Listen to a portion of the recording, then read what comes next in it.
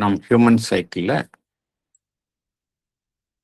Chapter 15 பார்த்து கொண்டிருக்கின்றோம். அதன் தலைப்பு the supra rational good. Last செஷன்ல பேராகிராஃப் 7 and 8 பார்த்தோம். என்ன பார்த்தோம் என்பதை சற்று நினைவு கூறலாம்.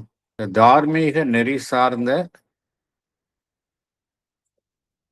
ஒரு மனிதன், தார்மீக நெறி சார்ந்த ஒரு மனிதனுடைய ஜீவன், எத்திக்கல் பீயிங். ஒவ்வொரு மனிதன்கிட்டையும் எப்படி மனோமய புருஷன், பிராணமய புருஷன், அன்னமய புருஷன், இது மாதிரி வெவ்வேறு அமைப்புகள் சார்ந்த ஒரு ஜீவன் இருக்கின்றதோ அதே போல தார்மீக நெறி சார்ந்த ஒரு அமைப்பும் இருக்கின்றது. அதைத்தான் பகவான் எத்திக்கல் பீயிங் என்று குறிப்பிடுகின்றார். எத்திக்கல் பீயிங் என்பது அதற்கென்றே ஒரு விதி இருக்கின்றது. அதற்கு என்ன விதி அப்படின்னா, அது மகிழ்ச்சியை நாடுவது அதன் விதியா, பர்சியூட் ஆஃப் பிளஷர், அல்லது தன்னுடைய சுய திருப்தி, செல்ஃப் சாட்டிஸ்பாக்சன், அதுதான் அதனுடைய விதியா? அந்த சுய சாட்டிஸ்பாக்சன், செல்ஃப் சாட்டிஸ்பாக்சன் என்பது எந்த ரகம் சார்ந்ததாகவும் இருக்கலாம். இது சாதாரண ஒரு காரியமாகவும் இருக்கலாம், அல்லது ஒரு ஆன்மீகம் சார்ந்த ஒரு சுய திருப்தியாகவும் இருக்கலாம்.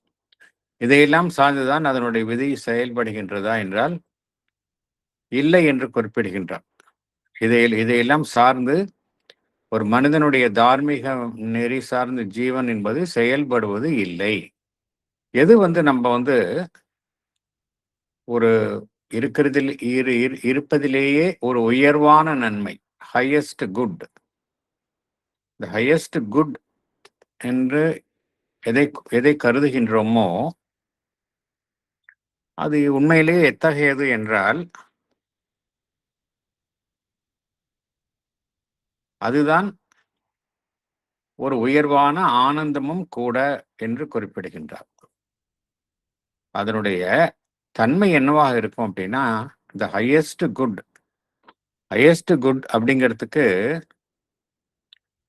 எது ஒரு உரைக்கல், எது ஒரு அடையாளம் அப்படின்னா, அங்க ஹையஸ்ட் பிளிஸ் இருக்கும், உயர்வான ஆனந்தம் இருக்கும். அதனுடைய ஒரு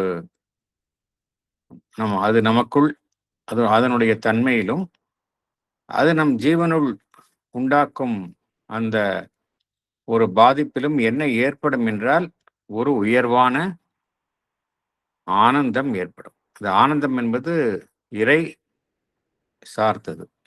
நமக்கு நன்றாக தெரியும், ஆனந்தம் என்றாலே இறை சார்ந்த ஆனந்தம் அது கிட்டும். ஸோ அதுதான் ஹையஸ்ட் குட். ஹையஸ்ட் குட் அப்படிங்கிறதுக்கு ஹால்மார்க் என்ன அப்படின்னா, it should be the highest bliss. ஏன் ஆனந்தம் என்று கூறுகின்றோம் என்றால், ஆனந்தம் என்பதுதான் அனைத்து வாழ்விற்கும் ஊற்றாக இருக்கின்றது. It's a spring of all existence. நம்முடைய இந்த உலகத்தில் அனைத்து வாழ்வும் எதை நோக்கி திரும்பியுள்ளன என்றால் அந்த ஆனந்தத்தை நோக்கி தான் திரும்பியுள்ளன. நம்முடைய செயல்பாடுகள் அனைத்திலும் மூலமாக, இந்த செயல்பாடுகள் அனைத்திலும் மூலமாகவும் மறைமுகமாகவும் சரி அல்லது வெளிப்படையாகவும் சரி, நாம் எதை நாடுகின்றோம் என்றால் அந்த ஆனந்தத்தை தான் நாம் நாடுகின்றோம். இப்போ ஒரு நன்மையான காரியத்தை நாம் செய்கின்றோம். இந்த நன்மையான காரியத்தை செய்யும் பொழுது நோ டவுட் இந்த நன்மை, உயர் நல பண்புகள் நம்முள் அதிகரிக்கின்றன. நன்மையான காரியத்தை செய்யும் பொழுது உயர்நல பண்புகள் நம்முள் அதிகரிக்கின்றன. அதனால் நாம் அதிக மகிழ்ச்சி அடைகின்றோம். எதற்காக நாம் நல்ல விஷயங்களை, நன்மை சார்ந்த விஷயங்களை நாடுகின்றோம் வர்ச்சு. வர்ச்சுன்னு என்ன அர்த்தம்? உயர் நல பண்புகள். அதை எதற்காக நாடுகின்றோம் என்றால், அதை நாடுவதில் உள்ள ஒரு அடித்தளத்தில் இருக்கக்கூடிய அந்த மோட்டிவ், நோக்கம் என்னவாக இருக்கின்றது என்றால், அதன் மூலமாக கிடைக்கக்கூடிய ஒரு மகிழ்ச்சி. இது சப்கான்ஷியஸ் மோட்டிவாக இருக்கின்றது. ஆனால் இங்க பகவான் இத குவாலிஃபை பண்றார். அவ்வாறு நம்ம ஏற்கனவே பார்த்தோம்.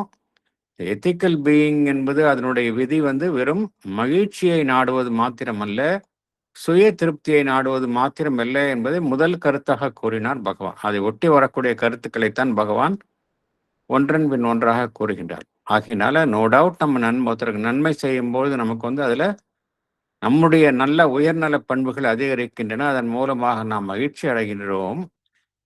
அதுதான் நம்மளுடைய செயல்பாடுகள் அனைத்துக்குமே ஒரு சப்கான்ஷியஸ் மோட்டிவ்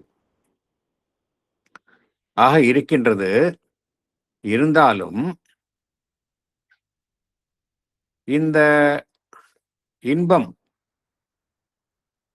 இதன் மூலமாக கிடைக்கக்கூடிய இன்பம் என்பது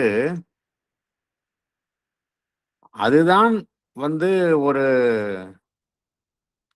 நன்மை, உயர்ந்த விஷயம் என்பதற்கான ஒரு அடையாளம் கிடையாது. அதுதான் ஒரு அளவுகோல் கிடையாது. நன்மையான விஷயங்களை செய்யணுமா? ஓகே. அதன் மூலமா எனக்கு மகிழ்ச்சி கிட்ட வேண்டும். அப்படிங்கிற யாட்ஸ்டிக் கிடையாது என்று குறிப்பிடுகின்றார். It is not a test or standard of virtue. இதை வைத்துக்கொண்டு நம்ம சொல்ல முடியாது அப்படிங்கிறார்.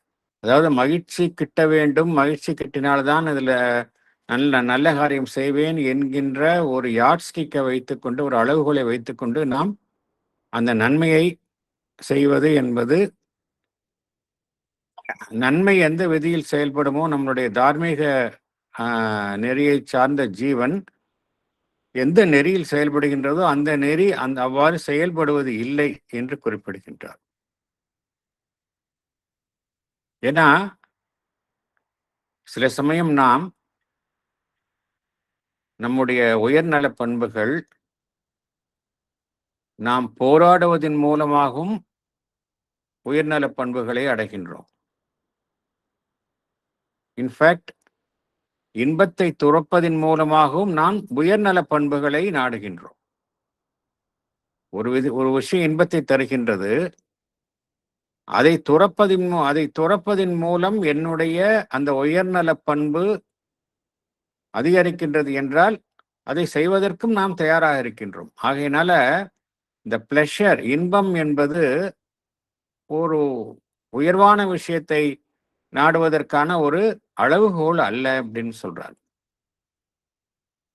சில சமயம் பகவான் என்ன சொல்கின்றார், சில பேர் வாழ்வில் போராட்டங்களை எதிர்கொள்கின்றார்கள். அதனால் வலியையும் வேதனையும் விரும்பியே ஏற்றுக்கொள்கின்றார்கள். அதன் மூலமாக அவர்களுடைய உயர்நல பண்பும் அதிகரிக்கின்றது அப்படிங்கிறார். இதனால் என்ன நடைபெறுகின்றது என்றால், ஒருவருடைய அந்த பண்புகள், அவருடைய ஒரு அடிப்படை இயல்பு, இவை எல்லாமே ஒரு வலிமையை எட்டுகின்றன. ஈவன் துன்பம் அடைந்தாலும் கூட அவர்கள் அதன் மூலமாக வலிமையை அடைகின்றார்கள். எவ்வளவோ பேர் பார்த்தோம் நம்ம, சில போராட்டங்களில் உயர்ந்த லட்சியத்துடன் போராட்டங்களில் ஈடுபடுகின்றார்கள்.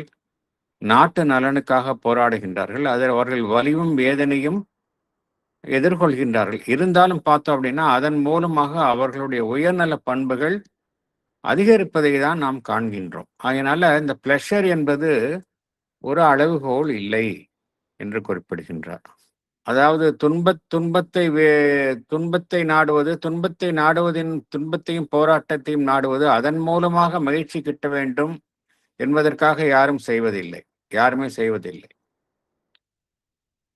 ஆனால் பகவான் இங்க என்ன கூறுகின்றார், இந்த வேதனை, ஏதோ ஒன்றை சாதிப்பதில் நமக்கு ஏற்படும் வேதனையை உண்மையிலேயே ஒருவருக்கு என்ன கிட்டுகின்றது என்றால், ஒருவருக்கு அது வெளிப்படையில பார்த்தோம் அப்படின்னா, அது ஒரு வேதனையான விஷயமா இருக்கும். துன்பமான விஷயமாக இருக்கும். அவர்களுடைய புற வாழ்வில் அவர்கள் அவர்கள் அனுபவிப்பது துன்பம் போல் தோன்றினாலும், அவர்களுக்குள் இருக்கக்கூடிய அந்த மறைந்துள்ள ஆன்மன், அந்த மெய்ப்பொருள், இந்த துன்பத்தின் மூலமாக எதை அனுபவிக்கின்றது என்றால், ஒரு ஆனந்தத்தை அனுபவிக்கின்றது என்று குறிப்பிடுகின்றார். இதை பகவான் a higher strenuous delight felt by the secret spirit in us அப்படிங்கிறார். ஸோ இதுவும் காரணம். இந்த இந்த ஆனந்தத்தை நம்மளுடைய மேற்புற ஜீவன் அறியாது. இந்த இந்த ஆனந்தத்தை நம்மளுடைய நார்மலா நம்மளுடைய கான்சியஸ் பார்ட்ஸ் இந்த ஆனந்தத்தை அறிந்திருக்காது. நம்ம மேற்புறத்தில் என்ன நினைப்போம்? துன்பத்தில் உழன்று கொண்டிருக்கின்றோம், வேதனை அடைகின்றோம் என்று நினைத்துக் கொண்டிருப்போம். ஆனால் உள்ளே இருக்கக்கூடிய ஆன்மன் அதன் மூலமாக ஒரு மறைவான ஒரு ஆனந்தத்தை அடைந்து கொண்டிருக்கும். இது நம்மளுடைய மேற்புற உணர்வு நிலையில் இருக்கும் நமக்கு தெரியாது என்று குறிப்பிடுகின்றார். ஆகையினால என்ன இந்த போராட்டமும் சரி, இன்பம் துன்பம் எதெல்லாம் எதனால் உண்மையிலேயே கோரப்படுகின்றது என்றால், எதனுடைய தேர்வாக இருக்கின்றது என்றால், ஒருவருடைய ஆன்மனினுடைய தேர்வாக இருக்கின்றது. It is a soul's choice ultimately. Struggle, போராட்டம், துன்பம், வேதனை, மகிழ்ச்சி எல்லாமே யார் டிசைட் பண்றாங்கன்னா, உள்ள இருக்கக்கூடிய இந்த ஆன்மன். அதைத்தான் பகவான் இங்க கூற வருகின்றார். அதனால பகவான் என்ன சொல்கின்றார்? ஒரு எத்திக்கல் மேன், தார்மீக நெறி சார்ந்த மனிதன் என்பவன் ஈவன் இந்த உள்முகமாக கிடைக்கக்கூடிய மகிழ்ச்சியினாலும் கூட அதன் காரணம் பொருட்டு அவன் செயல்படுவது இல்லை அப்படிங்கிறார். பின்னர் எதன் காரணமாக அவன் செயல்படுகின்றான்? உண்மையிலேயே அந்த எத்திக்கல் மேன், அவனுள் இருக்கக்கூடிய அந்த எத்திக்கல் பீயிங், தார்மீகம் நெறி சார்ந்த மனிதன் எதன் மூலமாக அவன் உந்தப்படுகின்றான் அப்படின்னா, அவனுடைய உள்ள இருக்கக்கூடிய ஆன்மனினுடைய அழைப்பு அப்படிங்கிறார். இதுதான் பகவான் சொல்லக்கூடிய பொருள். He is impelled by a call of his being. ஆன்மனினுடைய அழைப்பு. ஏதோ ஒரு லட்சியம் இருக்கின்றது, அதனுடைய தேவை பொருட்டு. அந்த விதி எந்த எந்த எந்த விதியை சார்ந்ததாக இருக்கின்றது? இறை விதியை சார்ந்ததாக இருக்கின்றது. அந்த அழைப்பு எந்த விதியை சார்ந்ததாக இருக்கின்றது என்றால், the law of the divine. அதனால்தான் ஒரு தார்மீக மனிதன் உந்தப்படுகின்றான். ஸோ அந்த தார்மீக மனிதனுடைய செயல்பாடு இந்த ரீதியில் பார்க்கும் பொழுது, சாதாரண கண்ணோட்டத்துல அது நமக்கு உண்மையிலேயே தார்மீகமான செயலாக தெரியாது. வழக்கத்திற்கு மாறாக இருக்கும். வழக்கத்தில் எவையெல்லாம் நாம் தார்மீக நெறி சார்ந்த செயல்பாடு என்று கொடுக்கின்றோமோ, அந்த கண்ணோட்டத்திற்கு முற்றிலும் முரண்பட்டு இருக்கும். ஆனால் ஏன்னா பட் அந்த நிலையில எது அவரை அவ்வாறு செய்யுமாறு தோன்றுகின்றது என்றால், அவருடைய ஆன்மன், இறை விதி, அதனுடைய அழைப்பு. அல்டிமேட்டா பகவான் என்ன கூறுகின்றார்? அந்த எத்திக்கல் மேன் அவன் உள்ள இருக்கக்கூடிய ஆன்மன், அந்த இறை விதி, அதனுடைய உந்துதலின் பேரில் தான் அவன் செயல்படுகின்றான் என்று குறிப்பிடுகின்றார். ஆன்மனின் அழைப்பு, கால் ஆஃப் ஹிஸ் பீயிங், அது முதல்ல பார்த்தோம் அப்படின்னா தோற்றத்தில் அது வெளிப்படாமலே இருக்கும். வெளியில தெரியவே தெரியாது. சாதாரண நிலையில பார்த்தோம் அப்படின்னா, ஒரு மனிதனுடைய பரிணாம வளர்ச்சியில அந்த பரிணாமம் என்கின்ற செயல்பாடுதான் அவனுடைய தார்மீக நெறி உருவாகுவதற்கு காரணமாக இருக்கும். ஆரம்பத்துல எது தீர்மானிக்கின்றது என்றால், அவனுடைய பரிணாமம் சார்ந்த வாழ்வு, பரிணாமம் சார்ந்த அந்த இயக்கம்தான் அவனுடைய தார்மீக நெறியை தீர்மானிப்பது போல ஆரம்பத்தில் தோன்றும். ஆனால் உண்மையிலேயே எது தீர்மானிக்கின்றது என்றால், அவனுக்குள்ள இருக்கக்கூடிய அவனுக்குள்ளிருந்து எழும் அழைப்பு. இந்த எத்திக்கல் மோட்டிவ் என்பது உண்மையிலேயே எதனால் கோரப்படுகின்றது என்றால், அவனுடைய தனிப்பட்ட விருப்பு வெறுப்புகள் இல்லை. இதை கோருவது எதுன்னு பார்த்தோம் அப்படின்னா, அவனுடைய தனிப்பட்ட விருப்பு வெறுப்புகள் இல்லை. அவனுடைய பிராணமய பிராணமயத்தினுடைய இன்பமும் இல்லை. இந்த புற உலகில் பொருள் சார்ந்த வாழ்வு, அதில் அவனுக்கு இருக்கும் ஆர்வம் அதுவும் இல்லை. இதுவையெல்லாம் தாண்டி ஏதோ ஒன்றுதான் அவனுடைய எத்திக்கல் மோட்டிவ் அதை தீர்மானிக்கின்றது. ஆரம்பத்துல பார்த்தோம் அப்படின்னா, பகவான் என்ன கூறுகின்றார்? ஒரு மனிதன் பல்வேறு சக மனிதர்களுடன் உறவு கொண்டிருக்கின்றான். அவனுடைய குடும்பம், சமுதாயம் இவ்வாறாக உறவு கொண்டிருக்கின்றான். சோஷியல் எக்ஸிஸ்டன்ஸ் அது தீர்மானிக்கின்றது ஆரம்பத்துல. அதனுடைய தேவை பொருட்டு சில தார்மீக நெறிகள் வகுக்கப்படுகின்றன. அதன்படி அவன் செயல்படுகின்றான். இது ஆரம்ப காலகட்டத்துல. ஈவன் இந்த ஒரு விதி கூட பார்த்தோம் அப்படின்னா, இதுவும் ஒரு அடிப்படை விதியாக இருப்பது இல்லை. இதுவும் பார்த்தோம் அடிப்படை விதியாக இருப்பது இல்லை. இந்த சமுதாய நிர்பந்தம் என்பதும் பார்த்தோம் அப்படின்னா, அடிப்படை ஒரு விதியாக இருப்பது இல்லை. சரி, என்ன காரணம் என்றால், சில சமயம் நமக்கு எது தார்மீக நெறி சார்ந்த தார்மீக நெறியின் அடிப்படையில் சரி என்று நமக்கு தெரிகின்றதோ, அது சமுதாயத்தின் பார்வையில் பார்த்தோம் அப்படின்னா, அது தார்மீக நெறியாக இருக்காது. ஸோ, இந்த சோஷியல் டிமாண்டும், தனிப்பட்ட முறையில ஒரு மனிதனுடைய எத்திக்கல் டிமாண்டும் எப்பொழுதுமே மேட்ச் ஆகணும்னு அவசியம் கிடையாது. ஏன்னா, தனி மனிதன் பார்த்தோம் அப்படின்னா, அவனுக்கென்றே சில சில அ குறிக்கோள்கள் இருக்கும், நியாயங்கள் இருக்கும். அவன் சமுதாயம் சொல்வதைத்தான் கட்டாயப்பட்டு செய்யணும் அவசியம் கிடையாது. சமுதாயத்தில் எல்லாரும் தவறு செய்யறாங்கன்னா, அந்த தனி மனிதன் தவறு செய்ய வேண்டும் என்கின்ற அவசியம் கிடையாது. அதனால இந்த சோஷியல் ஸ்டாண்டர்டுக்கு அது ஒத்து போகணும்னு அவசியம் இல்லை அப்படிங்கிறார்.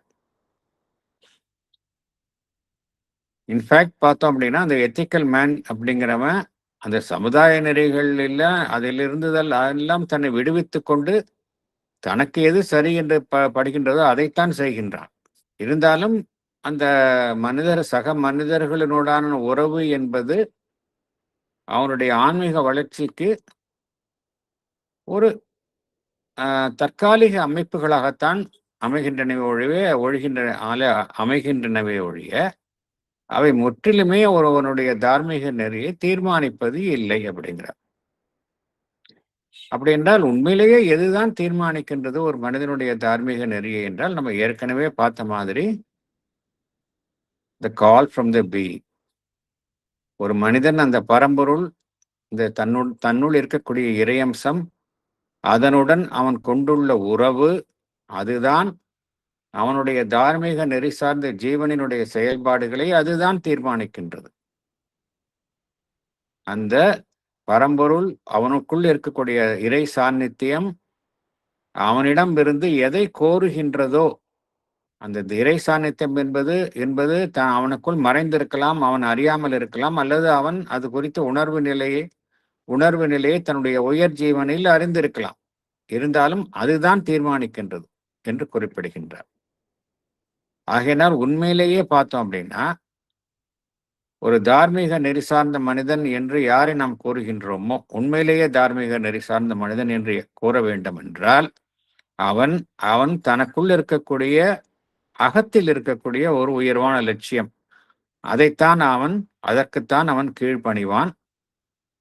புற உலகை சார்ந்த சமுதாயம் அதனுடைய அளவுகோலுக்கு அவன் கீழ்ப்பணிய வேண்டும் என்கின்ற அவசியம் கிடையாது என்று குறிப்பிடுகின்றார்.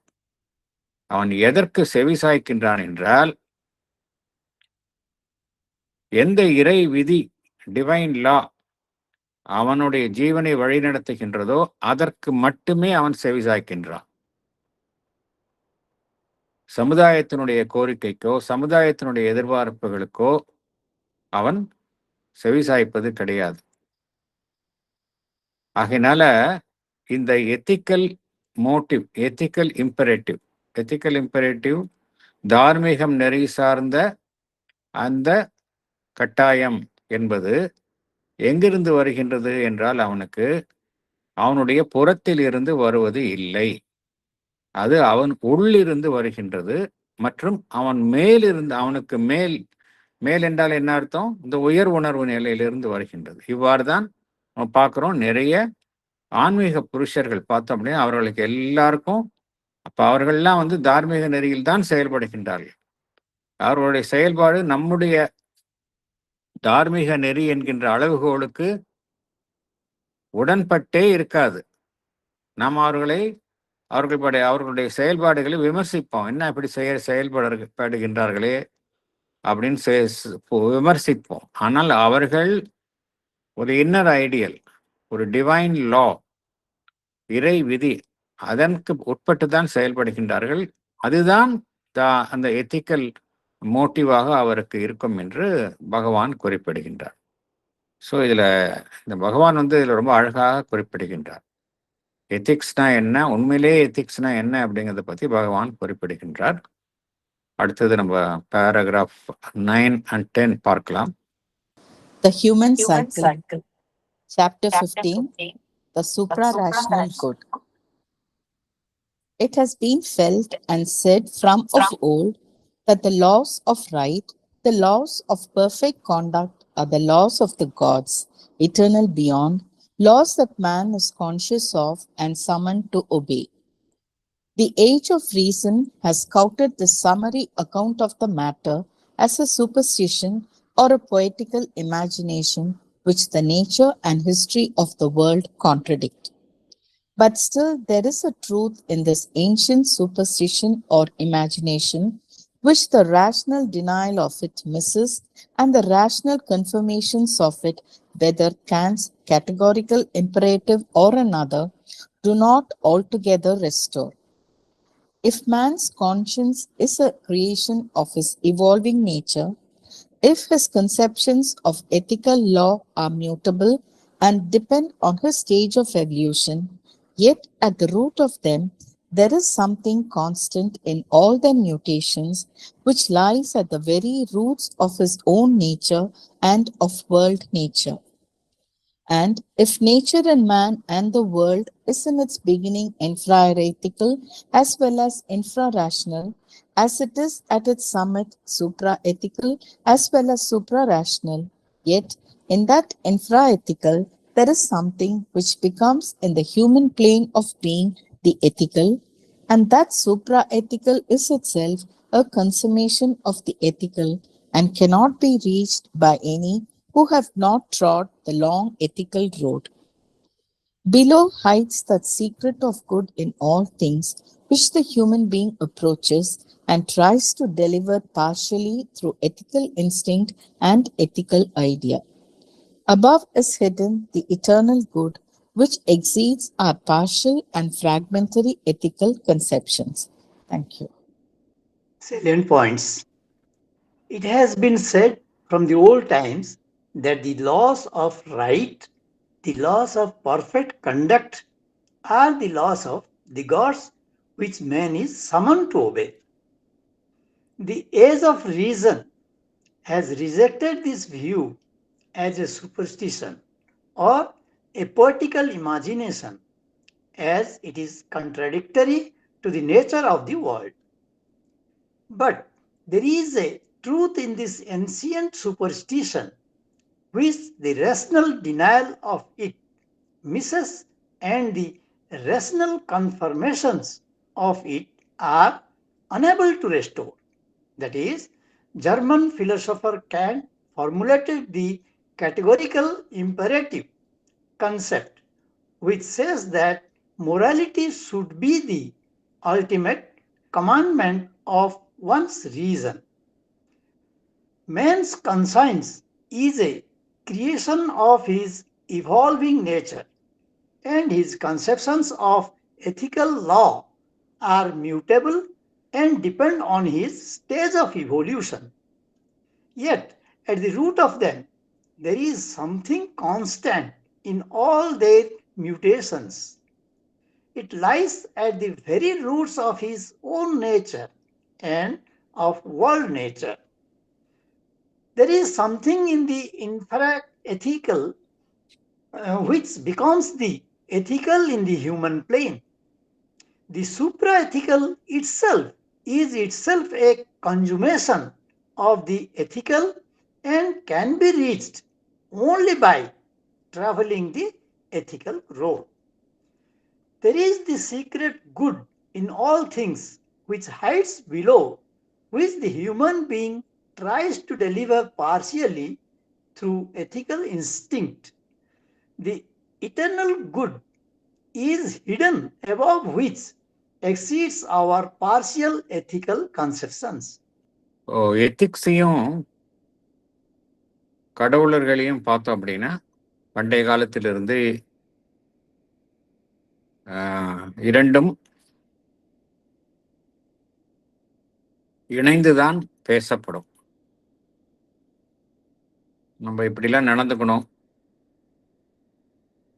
நல்லபடியா நம்மளுடைய நடவடிக்கைகள் எல்லாமே இருக்கணும், நல்லதை நோக்கித்தான் செயல்படணும்.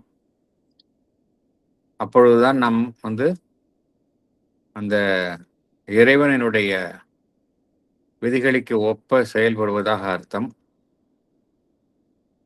அவ்வாறு செயல்படவில்லை என்றால் நாம் இந்த இறை விதிகளுக்கு புறம்பாக செயல்படுகின்றோம்.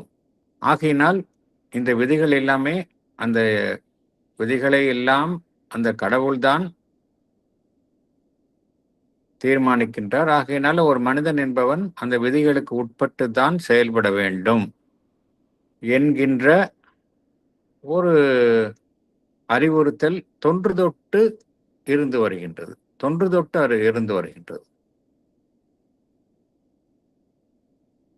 பார்ப்பதுக்கு பார்த்தோம் அப்படின்னா கொஞ்சம் அறிவுக்கு புறம்பாக இருக்கலாம். சில விஷயங்களை நாம்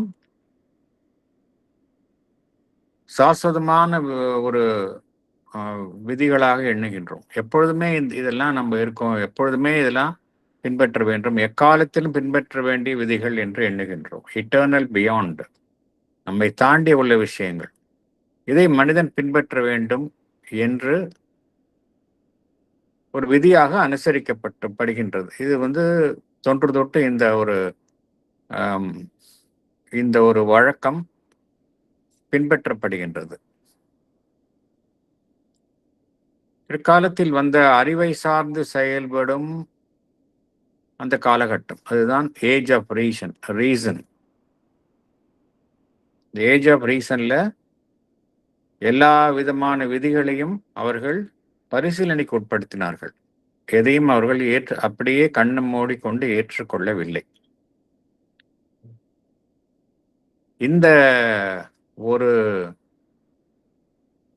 கருத்தை அவர்கள் முற்றிலுமாக கொள்ளாதது மாத்திரம் அல்ல, புறக்கணித்தார்கள். ஸ்கவுட்டட்னா என்ன அர்த்தம் அப்படின்னா, அதை நம்ம ஏற்றுக்கொள்ளாதது மாத்திரம் இல்ல, அதை கண்டனம் செய்து அப்புறம் ஏற்றுக்கொள்ளாமல் இருத்தல். அதை கண்டனம் செய்வது, அதை ஏற்றுக்கொள்வது மாத்திரம் இல்லை, அதை கண்டனம் செய்து புறக்கணித்தல். கண்டெம்ட் அண்ட் ரிஜெக்ஷன், அதுதான் ஸ்கவுட்டட்னு அர்த்தம். ஸ்கவுட்டட்னா நிறைய அர்த்தம் இருக்கு. இந்த ஸ்கவுட்டட்னா என்ன அர்த்தம் அப்படின்னா, அதை ஒரு வெறுப்புடன் அதை ஏற்றுக்கொள்ளாமல் இருத்தல், வெறுப்புடன் ஏற்றுக்கொள்ளாமல் இருத்தல், அதுதான் புறக்கணித்தல், அதுதான் ஸ்கவுட்டட்.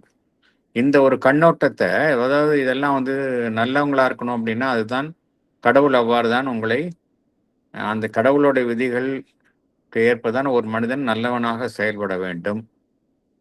இல்லாவிடில் அந்த இறைவனுடைய விதிக்கு புறம்பாக வருபவர்களாக அர்த்தம் என்றெல்லாம் கூறுவது, இதை இந்த அறிவு சார்ந்து செயல்படும் அந்த காலகட்டத்தில் இது இந்த கருத்து ஏற்றுக்கொள்ளப்படவில்லை. இதை ஒரு மூட நம்பிக்கை என்று அவர்கள் கருதினார்கள். அல்லது இது மனிதனுடைய கற்பனை, ஒரு கவித்துவம் மிக்க கற்பனை என்று அவர்கள் கருதினார்கள். பொயட்ரிக்கல் இமேஜினேஷன் என்று கருதினார்கள். ஏன்னா நம்ம நேரில் இயற்கையிலும் சரி, உலகத்தில் நடக்கக்கூடிய உலக வரலாற்றிலும் சரி, இந்த விதியை நம்மால நிரூபிக்க முடியல. இந்த விதியில என்ன நேச்சர்னு ஏன் சொல்றாரு அப்படின்னா, which the nature and history of the world contradict. நேச்சர்னு ஏன் சொல்றாரு அப்படின்னா, பார்க்கணும் நேச்சர்ல வந்து வலிமையான மிருகங்கள் இரையை வந்து துன்புறுத்தி தான் உணவா மற்ற வலிமை குறைந்த ஜீவன்களை வதை செய்துதான் இவை தன்னுடைய வாழ்க்கையை நடத்துகின்றன. ஸோ அங்கே எங்க எத்திக்ஸ் எங்க போச்சு அப்படின்னு கேள்வி வருது. அதே போல இந்த உலகத்தினுடைய அந்த வரலாற்றை பார்த்தோம் அப்படின்னா எல்லோருமே வந்து இந்த விதியை பின்பற்றுகிறார்களா? பின்பற்றுபவர்கள் எல்லாருமே வந்து ஒரு உயர்நிலையில் செயல்படுகின்றார்களா என்பதை நம்மால வந்து நம்முடைய புறக்கண்களால நம்மால் தீர்மானிக்க முடியல. ஆகையினால இந்த இதெல்லாம் வந்து மூட நம்பிக்கைகள் என்று விளக்கப்பட்டது. இந்த எண்ணங்கள் எல்லாமே வந்து ஏற்றுக்கொள்ளப்படவில்லை. இருந்தாலும் இதில் ஏதோ ஒரு உண்மை இருக்கின்றது அப்படிங்கிறார். இதில் ஏதோ ஒரு உண்மை இருக்கு, அதனாலதான் அவங்க அப்படி சொல்லியிருக்கிறாங்க அப்படின்னு பகவான் சொல்றார்.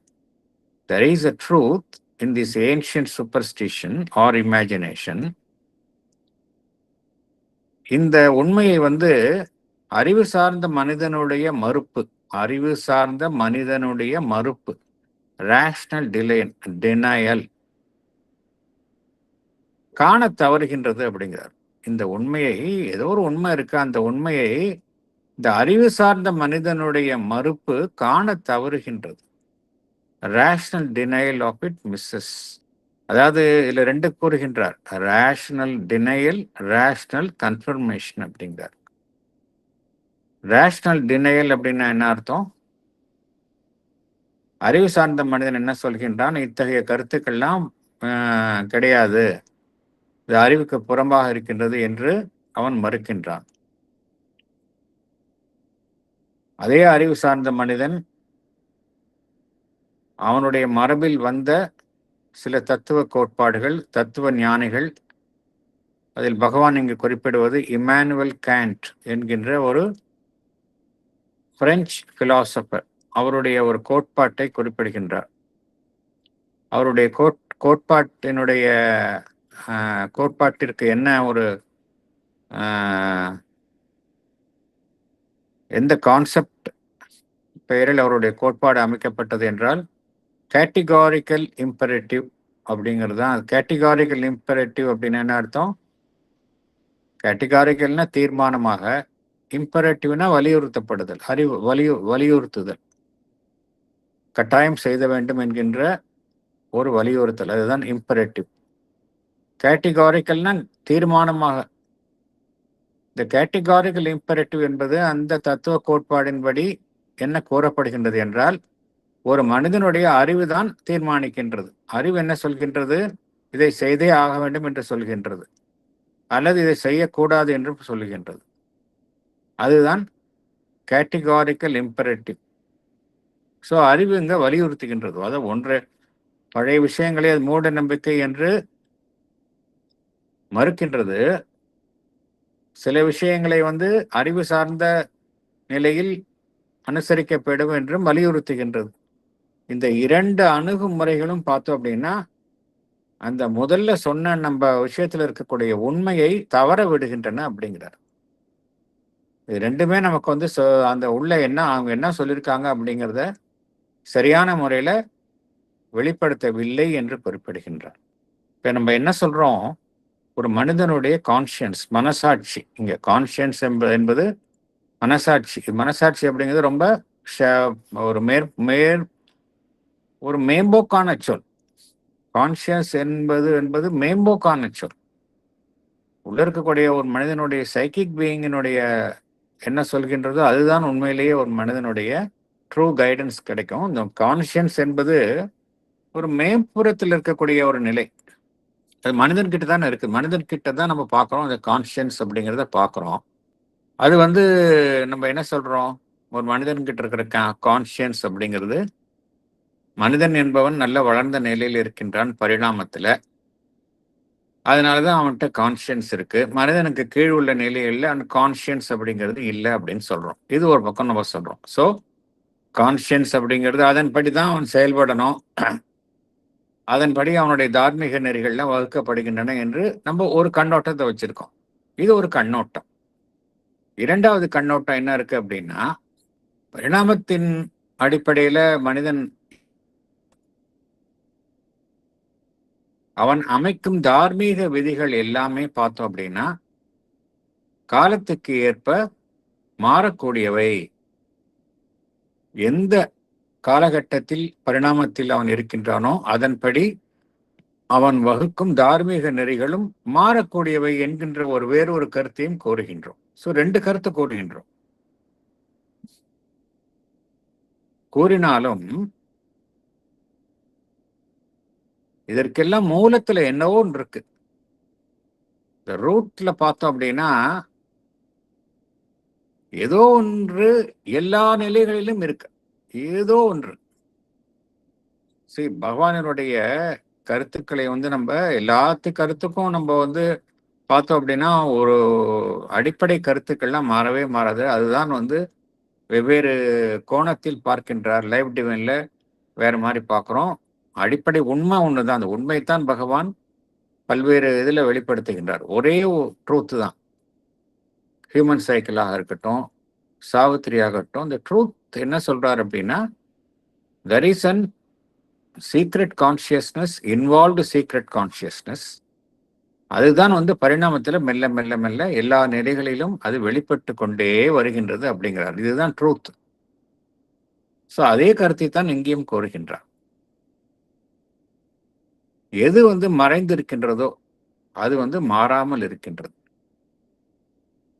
Yet at the root of them there is something constant in all their mutations.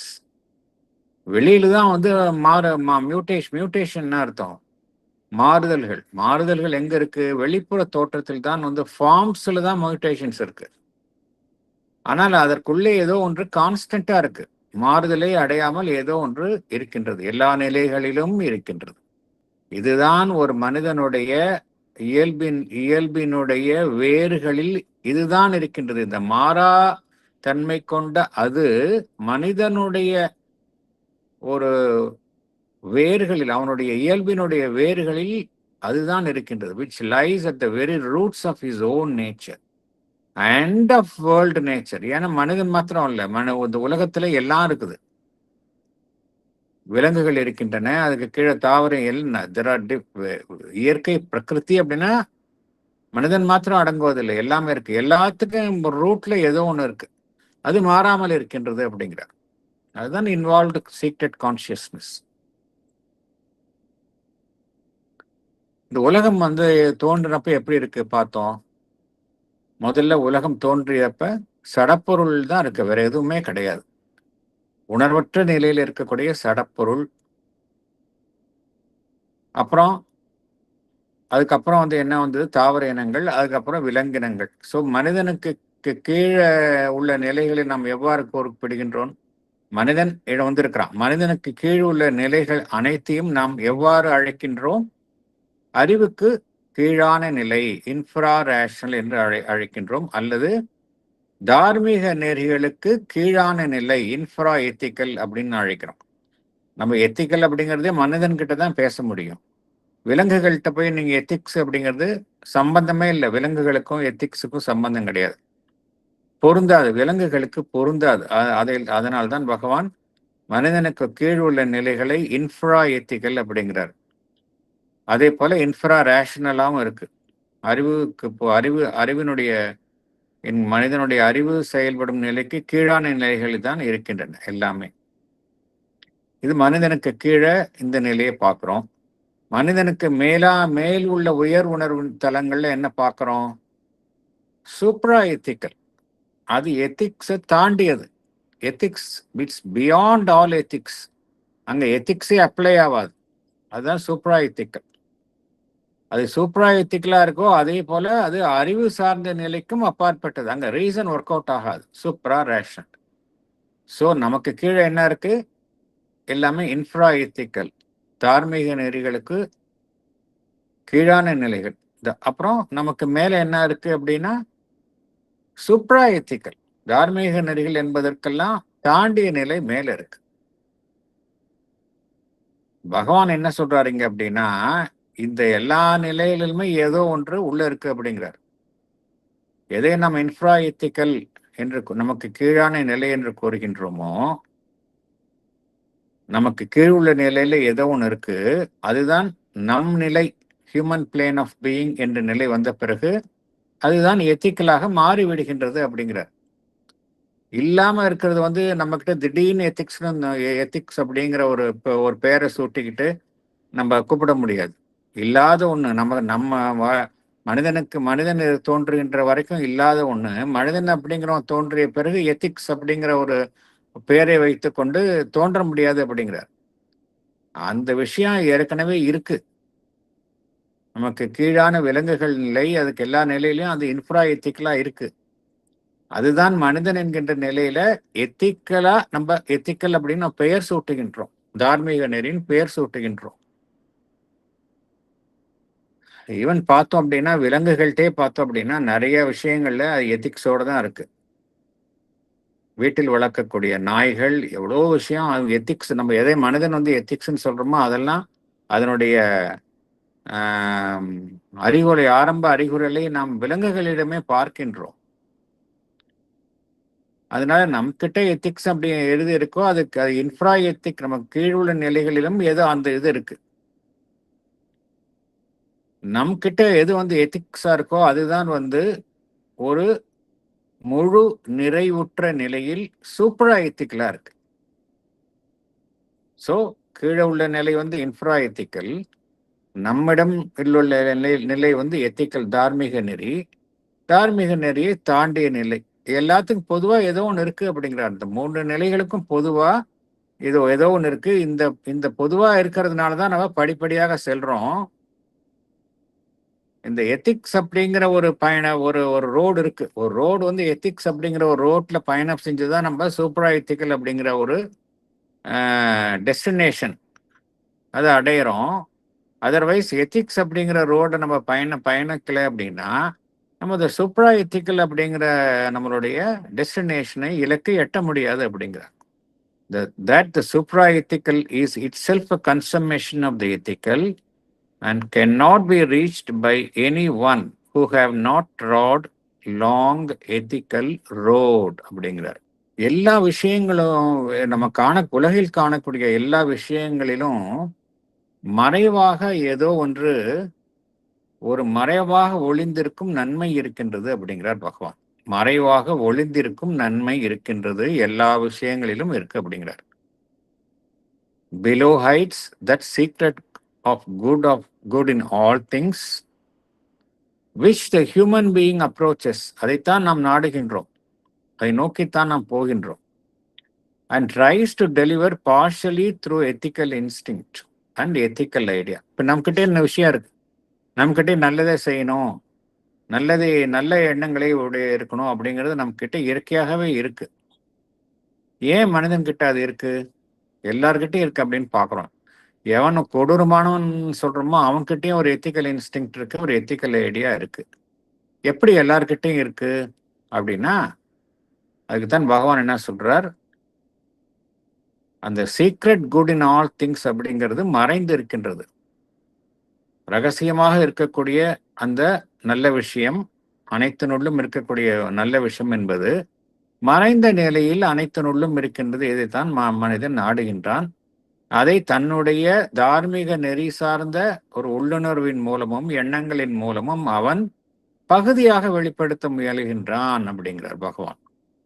Below hides that secret of good in all things which the human being approaches and tries to deliver partially through ethical instinct and ethical idea அப்படிங்கிறார். இது எங்க இருக்கு?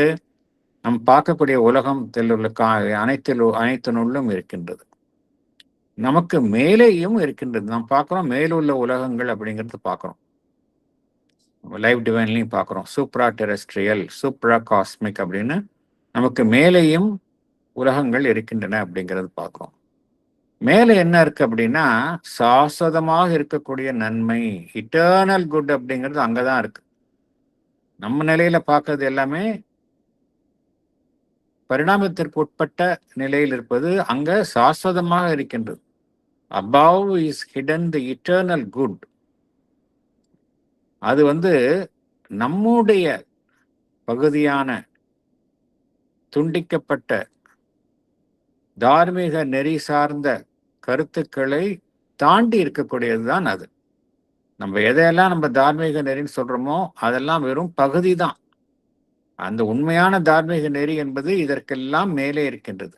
இதனால்தான் பகவான் என்ன சொல்கின்றார், சாப்டர்னுடைய பேரே என்ன, என்ன தலைப்பே என்ன, இன்ஃப்ரா ரேஷனல் குட் அப்படின்ட்டார் அவர். I'm sorry. ஸோ அந்த பகவானுடைய சூப்ரா ரேஷனல் குட் அப்படின்னு சொல்லிட்டாரு. அதனால குட் அப்படின்னாலே அது என்ன அர்த்தம், சூப்ரா ரேஷனல் தான் அப்படிங்கிறார் பகவான். So the eternal good is hidden above. அது நம்முடைய எத்திக்கல் கன்செப்ஷன்லாம் பார்ஷியல் தான், அதை தாண்டி உள்ளதுதான் அது அப்படின்னு சொல்லிட்டார். அடுத்தது போகலாம். Paragraph 10. Paragraph 10. Our ethical impulses and activities begin like all the rest in the infrarational and take their rise from the subconscient. They arise as an instinct of right, an instinct of obedience to an ununderstood law, an instinct of self-giving in labor, an instinct of sacrifice and self-sacrifice, an instinct of love, of self-subordination, and of solidarity with others. Man obeys the law at first without any inquiry into the why and the wherefore. He does not seek for it a sanction in the reason. His first thought is that it is a law created by higher powers than himself and his race, and he says with the ancient poet that he knows not whence these laws sprang, but only that they are and endure and cannot with impunity be violated. What the instincts and impulses seek after, the reason labors to make us understand, so that the will may come to use the ethical impulses intelligently and turn the instincts into ethical ideas. It corrects man's crude and often erring misprisions of the ethical instinct, separates and purifies his confused associations, shows at best it can the relations of his often clashing moral ideals, tries to arbitrate and compromise between their conflicting claims, arranges a system and many-sided rule of ethical action. And all this is well, a necessary stage of our advance. But in the end, these ethical ideas and this intelligent ethical will, which it has tried to train to its control, escape from its hold and soar up beyond its province. Always, even when enduring its reign and curb, they have that inborn tendency. Salient points. Our ethical impulses and activities begin in the infrarational and rise from the subconscious. They arise as an instinct of right, obedience to an ununderstood law, self giving in labor, sacrifice, and self sacrifice, love, self subordination, and solidarity with others. Man obeys the law at first without any inquiry and without seeking for it a sanction in the reason. His first thought is that it is a law created by higher powers than himself and his race and that they cannot be violated. The reason makes us understand what the instincts and impulses seek after in order to sorry instincts and impulses seek after in order that the will can use the ethical impulses intelligently and turn the instincts into ethical ideas. Reason corrects man's crude and often erring misinterpretations of the ethical instinct, separates and purifies his confused associations. It tries to arbitrate and compromise between the conflicting claims of the clashing moral ideas. In the end, ethical ideas and ethical will escape from the control of the reason, and soar up beyond its province. Even while under its control, they have that inborn tendency. முக்கியமான ஒரு கருத்தை பகவான் சொல்றார். Previous பேராகிராஃப்ல நம்ம 3 நிலைகளை பார்த்தோம். மனிதனுக்கு கீழ் உள்ள நிலை இன்ஃப்ரா எத்திக்கல், மனிதன் இருக்கக்கூடிய நிலை எத்திக்கல், மனிதனுக்கு மேலுள்ள இந்த உயர்வான நிலை சூப்ரா எத்திக்கல் அப்படிங்கிறத பார்த்தோம். இது 3 நிலைகளிலும் ஏதோ ஒன்று மறைந்து இருக்கின்றது, எல்லா நிலைகளிலும் ஏதோ ஒன்று மாறாமல் இருக்கின்றது அப்படிங்கிறத பார்த்தோம். மனிதன் நிலையில இருப்பது எல்லாமே மாற்றத்திற்கு உட்பட்டது அப்படிங்கிறத பார்த்தோம். எல்லாமே பரிணாமத்திற்கு உட்பட்டது, காலத்திற்கு காலம் மாறுபடுவது அப்படிங்கிறதெல்லாம் பார்த்தோம். ஆனால் மாற்றங்களை உடைய இவைகளுக்கு பின்னால் மாறாத ஏதோ ஒன்று எல்லா நிலைகளிலும் இருக்கின்றது அப்படிங்கிறத பார்த்தோம். இப்போ நம்ம கிட்ட இருக்கிற எத்திக்கல் இம்பல்சஸ் அண்ட் ஆக்டிவிட்டிஸ், நம்மகிட்ட நல்லதை செய்யணும்னு நினைக்கிறோம், நல்லதை நாட வேண்டும் என்று நினைக்கின்றோம், நன்மை செய்ய வேண்டும் என்று நினைக்கின்றோம், தார்மீக நெறி சார்ந்த ஒழுக்கங்களை பின்பற்ற வேண்டும் என்று நினைக்கின்றோம். நோ டவுட் இதெல்லாம் சமுதாயம் ஓரளவு சமுதாயம், நாம் சார்ந்துள்ள உறவுகள் ஓரளவுதான் இந்த விஷயங்களை தீர்மானிக்கின்றன. நோ டவுட் ஓரளவு இந்த விஷயங்களை, இந்த நெறிகளை நாம் சார்ந்துள்ள சமுதாயம், குடும்பம், சட்டதிட்டங்கள் எல்லாமே தீர்மானிக்கின்றன. ஆனால் பகவான் என்ன சொல்றார் அப்படின்னா, இப்ப நம் கிட்ட நிறைய விஷயம் அதனுடைய மூலம் பார்த்தோம் அப்படின்னா, நமக்கு கீழ் உள்ள நிலைகளிலிருந்து தோன்றியவையாக இருப்பதை நம்ம பார்க்கிறோம். அனிமல் நேச்சர் அப்படிங்கிறது நம்மகிட்ட இருக்கு இல்லையா? அனிமல் நேச்சருடைய வெளிப்பாடாக ஒவ்வொரு மனிதன்கிட்டையும் அவன்கிட்ட இருக்க அவனுடைய முந்தைய நிலையினுடைய அந்த அம்சங்கள் எல்லாமே மறைந்திருப்பதை பார்க்கிறோம். ஒவ்வொரு மனிதன்கிட்டையும் there is a மதர் சொல்றாங்க இதை, there is a beast crouching in every human being, ready to spring a surprise at his unconscious moments அப்படிங்கிறாங்க. இது மதருடைய அந்த மந்த்ராசாத மதர்ல வருது. அந்த ஒரு சாதகர் ஒருவருக்கு அவர் எழுதி கொடுத்ததுல இதை எழுதியிருக்கிறாங்க. ஒவ்வொரு மனிதன்கிட்டயும் விலங்கு அப்படின்னு ஒண்ணு இருக்குது. அது தயாரா இருக்கு. நம்மளுடைய எப்ப நம்ம விழிப்புணர்வு இல்லாம இருக்கிறோமோ அது நமக்கிட்டேருந்து திடீர்னு வெளியே வரும் அப்படிங்கிறாங்க. ஸோ ஒவ்வொரு மனிதன்கிட்டையும் அந்த விலங்கு இயல்பு உள்ள இருக்கு. ஸோ எல்லாம் என்ன புரிஞ்சுக்கிறோம், நம்ம கிட்ட இருக்கக்கூடிய இயல்புகளினுடைய மூலம் எங்க இருக்கு? நம்மகிட்ட எவ்வளோ அனிமல் நேச்சரை சார்ந்துதான் நம்ம இருக்கிறோம். இந்த டெண்டன்சி ஃபார் ப்ரோக்ரியேஷன், இனவிருத்தி, நம்மை நாமே நம்மளுடைய சுய இருப்பை நிலைநிறுத்திக் கொள்வது, அதாவது நம்மளுடைய எக்ஸிஸ்டன்ஸை செக்யூர் பண்ணிக்கிறது, இதெல்லாம் பார்த்தோம் அப்படின்னா அந்த விலங்குகள்கிட்ட இருக்கக்கூடிய இயல்பு தான் நம்மிடமும் இருப்பதை நம்ம பார்க்கிறோம். எல்லா மனிதர்களுக்கும் பொருந்தும். எப்படி இந்த இயல்புகள் நம்மிடம் இந்த இயல்புகளுடைய மூலம் விலங்குகளிடமிருந்து நமக்கு கீழான நிலையிலிருந்து வருகின்றதோ, அதே போலத்தான் இந்த எத்திக்கல் இம்பல்சஸ் அண்ட் ஆக்டிவிட்டிஸ், தார்மீக நெறி சார்ந்த உந்துதல்கள், செயல்பாடுகள் எல்லாமே அதுவும் அந்த நிலையிலிருந்து தான் வருது அப்படிங்கிறார் பகவான்.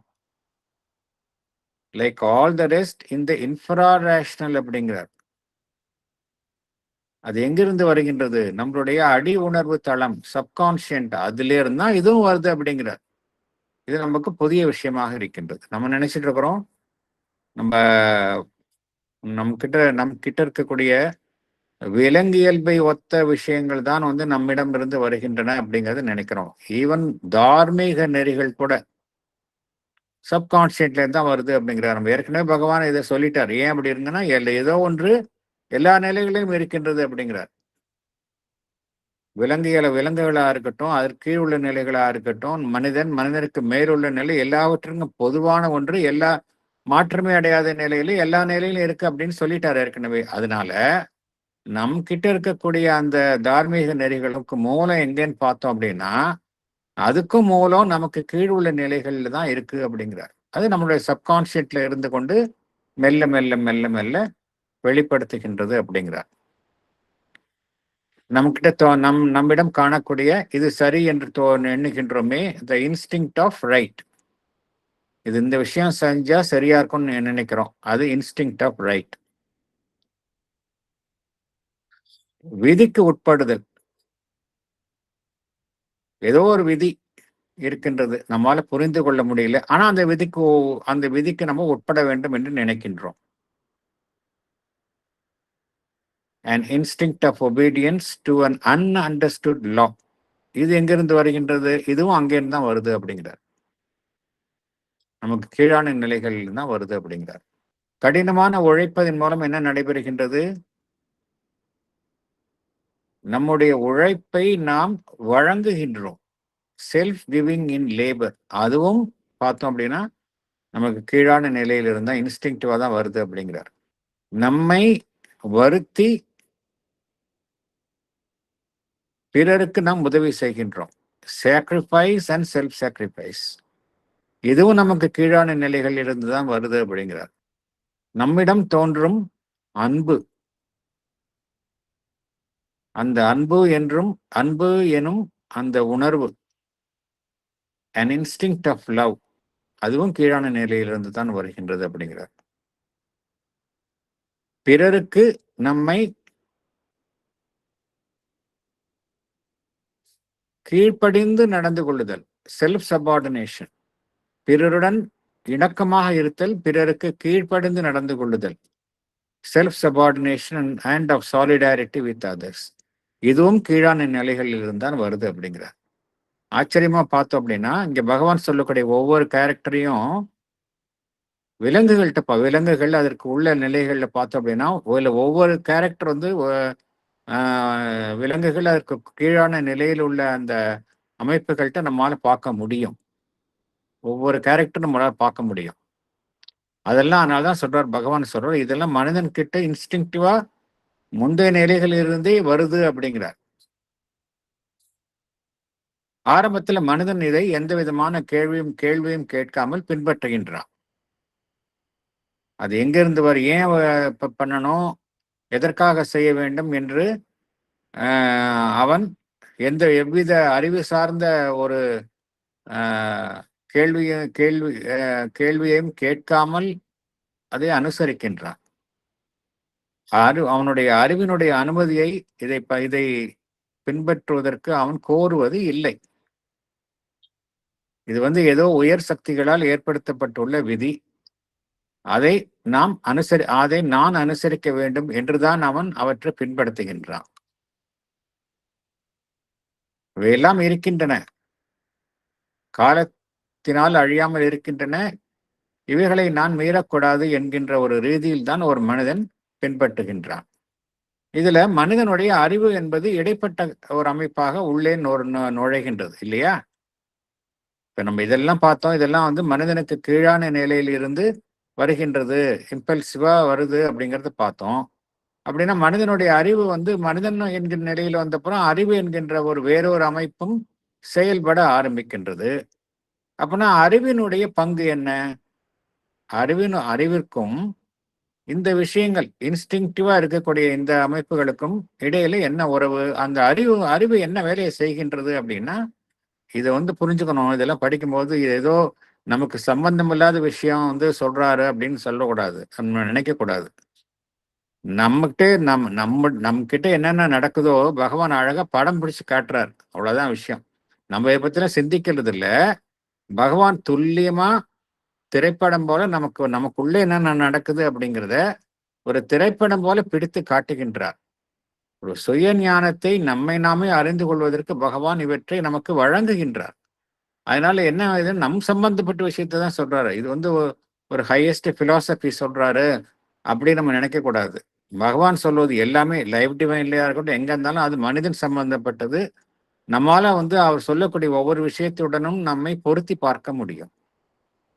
அதனால என்ன பகவான் இங்க என்ன கோருகின்றார், மனிதனுடைய அறிவு என்ன செய்கின்றது அப்படின்னா, அறிவு வந்து இந்த உந்துதல்கள் நம்மிடமே இருந்து தோன்றும் இயற்கையாக தோன்றும் குந்துதல்களை புரிந்து கொள்வதற்கு அறிவு உதவுகின்றது அப்படிங்கிறார்.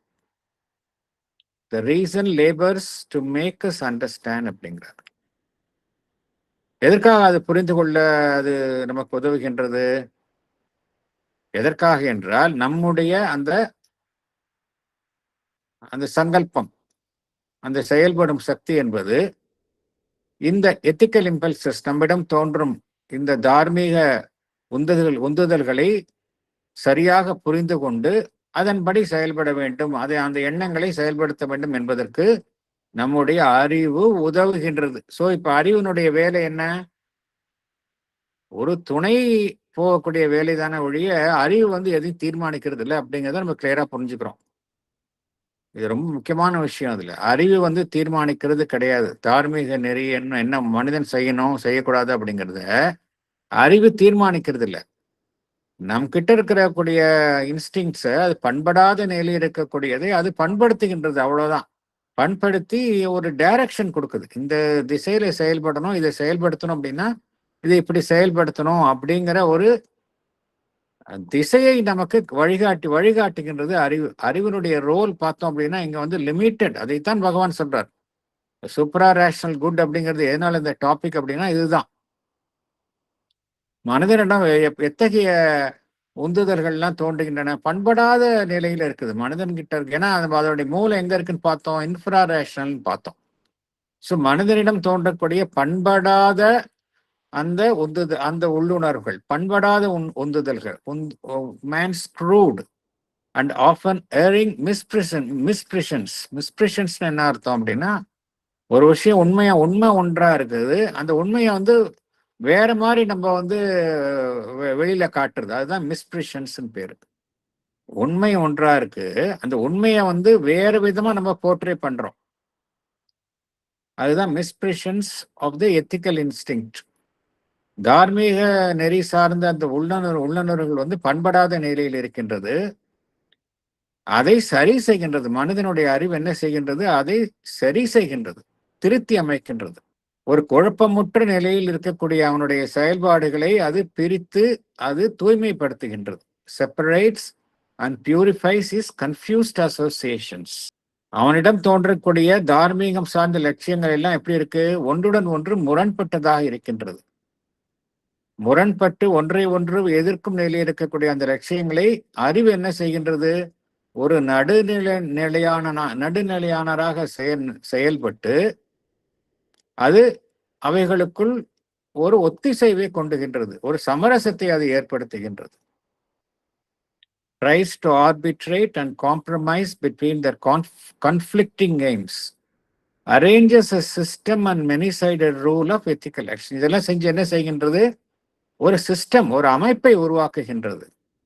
ஒரு பன்முகத்தன்மை வாய்ந்த விதிகளை தார்மீகம் சார்ந்த செயல்பாடுகளுக்காக மனிதனுடைய அறிவு இவைகளை உருவாக்குகின்றது அப்படிங்கிறார். சோ அறிவினுடைய வேலை என்ன? ஒரு துணை வேலையாகத்தான் பகவான் குறிப்பிடுகின்றார். இதெல்லாம் வந்து நம்மளுடைய முன்னேற்றத்திற்கு தேவை அப்படிங்கிறார். And all this is well a necessary stage of our advance. இது வந்து மனிதனர் தற்பொழுது இருக்கக்கூடிய நிலையில இது தேவை அப்படிங்கிறார். இறுதியில என்ன நடக்கும்? அதுதான் பகவான் வந்து கூறுகின்றார். இறுதியில ஒரு மனிதனுடைய தார்மீகம் சார்ந்த எண்ணங்கள், அதே போல அறிவு சார்ந்த தார்மீக சங்கல்பம், இன்டெலிஜென்ட் எத்திக்கல் வில், ரெண்டு விஷயம் சொல்றார். தார்மீகம் சார்ந்த எண்ணங்கள், அறிவு சார்ந்த எத்திக்கல் வில், இன்டெலிஜென்ட் வில், இதெல்லாம் சோஃபார் எப்படி இருக்கு? எதனுடைய ஆளுமையில இருக்கு? மனிதனுடைய அறிவினுடைய வழிநடத்துதலின் பேரில் செயல்படுகின்றன. ஒரு காலகட்டம் வரைக்கும் அவ்வாறு தான் செயல்படும். ஒரு காலகட்டத்திற்கு பிறகு இந்த பிடி, அறிவினுடைய பிடியிலிருந்து இவைகள் எல்லாம் விலகிச் செல்கின்றன, தப்பித்துச் செல்கின்றன அப்படிங்கிறார். தப்பித்து மேலே எழும்புகின்றன அப்படிங்கிறார். In the end, these ethical ideas and this intelligent ethical will, which it has tried to, which it has, the reason, which it has tried to retrain to its control, escape from its hold and soar up beyond its province. அங்கேருந்து மேல போயிடுது. அங்க போயிட்டோம் அப்படின்னா அது சூப்ரா rational ஆகி போயிடுது. And even when enduring it's rain, அதாவது ஈவன் அறிவுக்கு கீழ்ப்பட்டு அது செயல்படும் பொழுது கூட அதனுள் எப்பொழுதுமே இருக்கக்கூடிய ஒரு டெண்டன்சி என்ன அப்படின்னா அறிவை தாண்டி போகணும் அப்படிங்கிற ஒரு டெண்டன்சியில தான் எல்லாமே செயல்படுகின்றது அப்படிங்கிறார். அதனால என்ன புரிந்து கொள்கின்றோம் என்றால், ஒரு மனிதனுடைய எத்திக்ஸ் என்பது அறிவை தாண்டி இருப்பது அப்படிங்கிற, அறிவு கீழான நிலையிலிருந்து அது மூலம் இருந்தாலும் எத்திக்கல் ரீசன்ல மனிதனுடைய அறிவு வந்து வழிநடத்தி செயல்பட்டாலும் அது அறிவை தாண்டி செல்லக்கூடியதுதான் ஒரு மனிதனுடைய எத்திக்கல் பீயிங்கினுடைய செயல்பாடு என்பதை நாம் புரிந்து கொள்கின்றோம். இந்த ஒரு காரணத்திற்காகத்தான் இந்த ஆன்மீக புருஷர்கள், ஞானிகள், அவர்களுடைய செயல்பாடை நம்மால புரிஞ்சுக்கவே முடியாது. ஏன்னா அது வந்து சூப்ரா எத்திக்கலா இருக்கும். அவர்களுடைய செயல்பாடுகளை நம்ம வந்து நம்மளுடைய எத்திக்ஸ் அப்படிங்கிற ஒரு அளவுகோலை வைத்து புரிந்து கொள்ளவே முடியாது. அரவிந்தர் சொல்லியிருக்காரு, அனிமல்ஸ் கூட ஒரு தார்மீகம் ஓரளவு இருக்கு அந்த மாதிரி சொன்னார் இல்லையா? ஆமா. ஓகே. அது வந்து இப்போ சிங்கம் எடுத்துட்டா பசிச்சாதான் எதையாவது பிரேய தேடுமோ ஆமா, நிச்சயமாக அப்படின்னு சொல்லுவாங்க. அப்புறம் இன்னொன்னு சொல்லும்போது, இந்த அனிமல்ஸ் எல்லாம் அதோட ஓன் கைண்ட வந்து டிஸ்டர்ப் பண்ணாது அப்படின்னு சொல்லுவாங்க. நிச்சயமாக. அதுதான் எனக்கு நீங்க அது சொன்னப்போ அது ஞாபகம் வந்தது. சிங்கம் வந்து பசி எடுத்தால் வந்து அந்த இரையை சாப்பிட்டுட்டு போட்டுட்டு போயிடும். அப்புறம் வேற ஒரு அனிமல் வந்து அதை சாப்பிட்டா அதுக்கு வந்து ப்ரொடெஸ்ட் பண்ணாது. எப்படி நான் அடிச்சு போடுறது நீ எப்படி சாப்பிடுன்னு ப்ரொடெஸ்ட் பண்ணாது. அதே போல திரும்பி அதற்கு முன்னாடி வேற ஒரு இறை வந்தாலும் அதை தொடாது. இது சொல்றாங்க. இதெல்லாம் வந்து இந்த அனிமல் பிஹேவியரை படிச்சவங்க நிறைய சொல்றாங்க. இது மாதிரி ஒவ்வொரு ஸ்பீசிஸ்லயும் பார்த்தோம் அப்படின்னா இது மாதிரி சிறந்த நற்பண்புகள் இருப்பதை நம்ம பார்க்குறோம். ஒவ்வொரு ஸ்பீசிஸ்க்கும் இருக்கு. அப்படி அனிமல் ஸ்பீசிஸ்ல ஒவ்வொரு ஸ்பீசிஸ்க்கும் உள்ளேயும் இந்த நற்பண்புகள் சார்ந்தது இருக்கிறத பார்க்குறோம் நம்ம.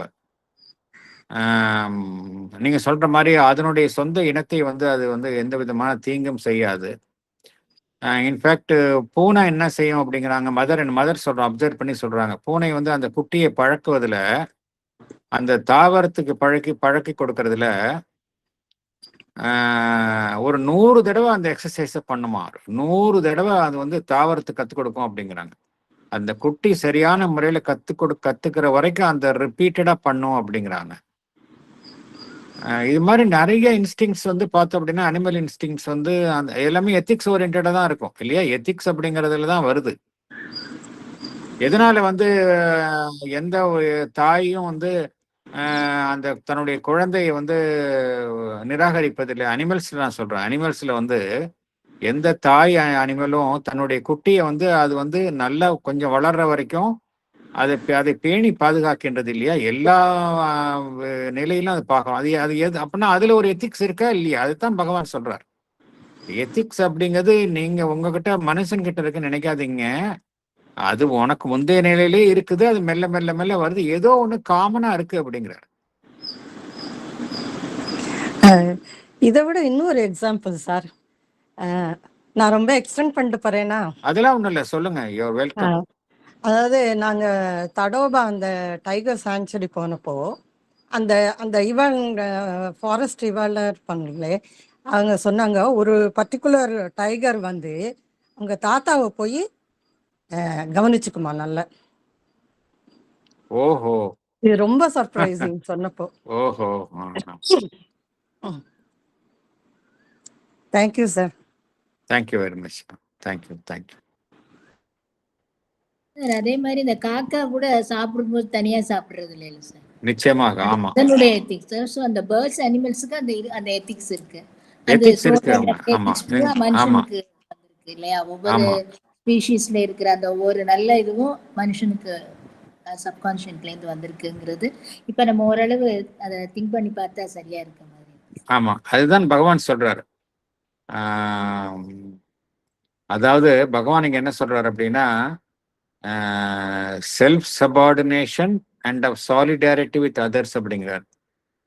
ஒன்னா இருக்கிறதுங்கிற குணம் வந்து விலங்குகள்கிட்ட இருக்கு அப்படிங்கிறார். Solidarity with others, self subordination. இப்ப தேனீக்கள் பார்த்தோம் அப்படின்னா, தேனீக்கள்ல ஒவ்வொரு தேனையும் வந்து ஒரு டிவிஷன் ஆஃப் லேபரை பார்க்குறோம். எறும்புகள்கிட்டையும் பார்க்குறோம்.